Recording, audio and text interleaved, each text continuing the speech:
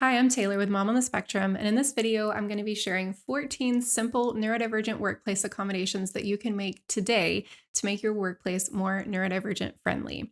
Number 13 is my absolute favorite, total game changer. Before we jump in, I want to make sure you know about my totally free Ultimate Guide to Understanding Autism. This is a list of 40 terms that I've defined to help make life on the spectrum easier to understand.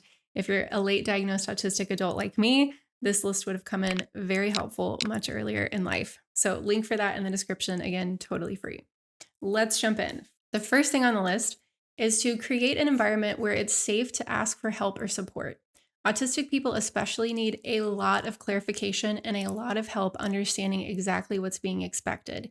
Remember that questions from a neurodivergent person are not intended to be critical. We just need to ask a lot of questions to understand the expectations before we will fully commit to an activity. The second accommodation is to provide regular check-ins from upper management. So neurodivergent people tend to struggle with something called rejection sensitive dysphoria, which is basically what it sounds like. We don't tend to handle rejection or feedback well. So the more feedback we can receive in a gentle manner from supervisors, it's not a good thing when you know that every time your supervisor comes to you, it's going to be negative feedback, right? We need more regular feedback than that so that we can hear about the things that we're doing well too.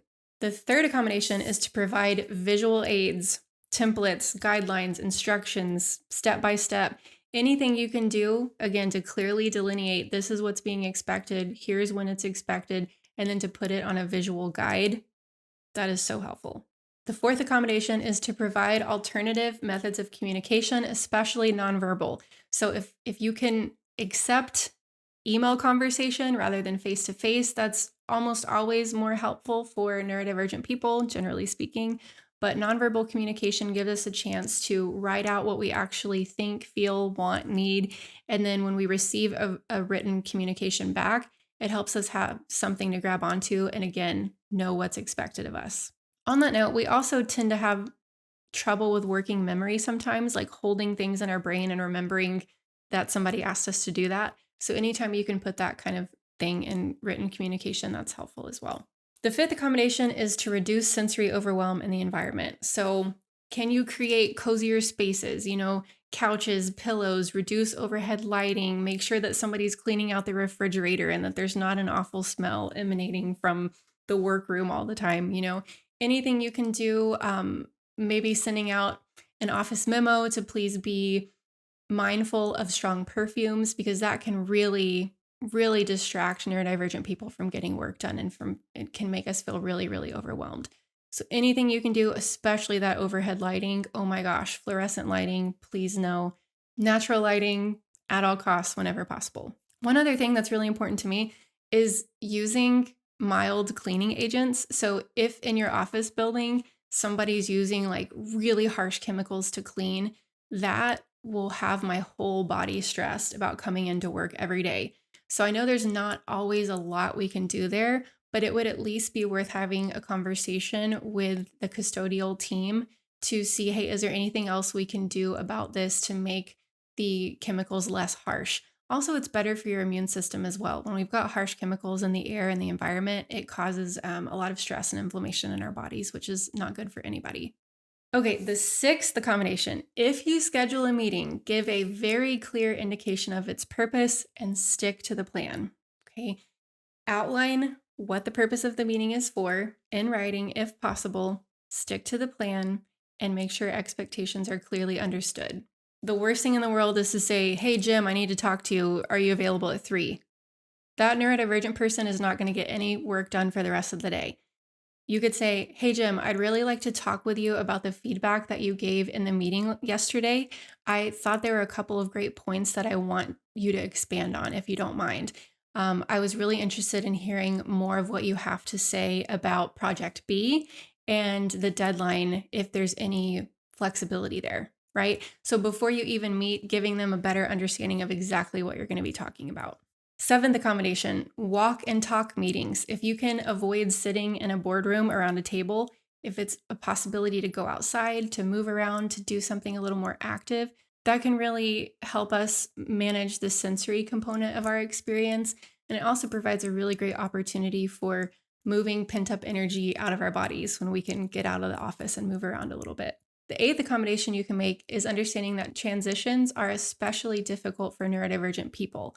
So anytime there's a transition, either from environment to environment, from project to project, from timeline to timeline, anytime you notice there's a transition, if you can help provide expectations, here's what the transition is going to look like when we switch from this team working on the project to this team working. Here's the timeline. Here's extra support. Here's extra resources to help us navigate. Just know any type of transitory period is going to create extra stress. And if you can talk through it, it can really help your neurodivergent employees feel much more grounded and capable. The ninth accommodation is to offer mentorship opportunities. So along that same line of us needing regular feedback to kind of help us know what to expect, we tend to work pretty well one-on-one. So if you provide mentorship opportunities, this can give neurodivergent individuals the opportunity to really learn, which most of us love doing. Giving us an opportunity to learn from someone who does it really well in a one-on-one setting with direct feedback, this is an awesome thing for a lot of neurodivergent people. The 10th accommodation is to encourage breaks, especially outdoors. That one's pretty obvious, no-brainer. 11th accommodation, which most people are doing now, allow flexibility with work from home whenever possible. So I love that this is a change that we've been seeing since the pandemic. Neurodivergent people tend to work best in their own environment. So if you can give them more work from home flexibility, give it to them. Number 12, the 12th accommodation, set clearly defined and measurable goals in all things, in each email, in the meeting notes, in a one-on-one conversation. Clearly defined, measurable goals, measurable timeline. This is what I need when I need it. Okay, the 13th accommodation, which I mentioned is my favorite and a game changer. Please consider this. Allow individuals to opt out of group work whenever possible. If I'm put in a group think brainstorming situation, my brain will melt into a puddle of goo and you will not receive any valuable feedback from me.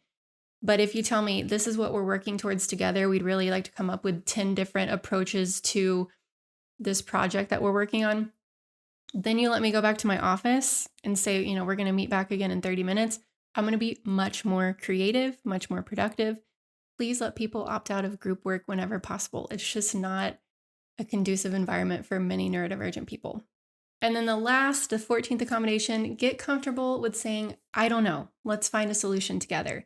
So I think a lot of times we want to have an answer. We want to know what to say. We want to know how to help and support. But as we learn how to better accommodate neurodivergent people in the workplace, we have to be okay with saying, I don't know. We have to be okay with asking questions and saying, you know what? I don't really have a solution. Do you have any ideas? What would be helpful to you, right? Open up the conversation. Don't pretend to know everything. Don't feel like you have to have it all figured out. Say, I don't know. Let's come up with a solution together. So these are 14 simple accommodations that you can make in your workplace to make it more neurodivergent friendly.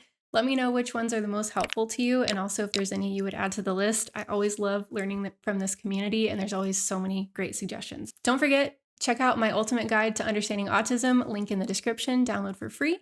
Thanks for watching, and I will see you in the next video. Bye.